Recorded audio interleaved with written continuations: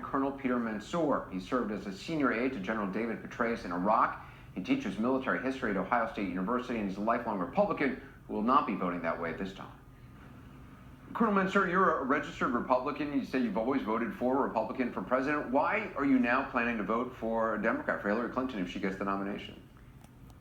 Well, the problem is the Republican candidate, Donald Trump, is not fit to be president. He would be a dangerous person in that office. He would alienate many of America's longstanding allies around the world.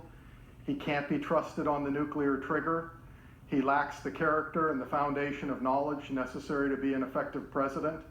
He opposes free trade, a longstanding conservative principle of economics.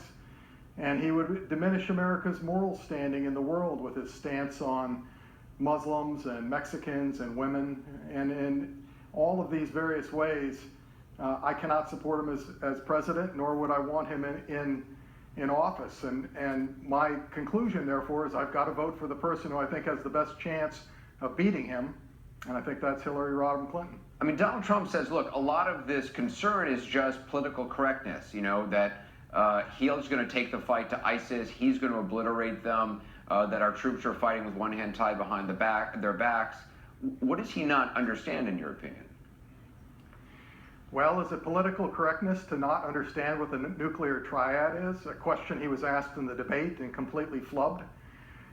Is it political correctness to say that NATO is anachronistic and that we should dissolve our alliances with Japan and South Korea and allow them to develop their own nuclear weapons and thereby abrogate a principle of counterproliferation that has been a longstanding American policy around the world? You know, there is a lot of things that he says, and he throws up a smokescreen saying, well, it's just political correctness. And in fact, if you look at the policies behind what he's advocating, they would be disastrous for the United States as a great power around the world.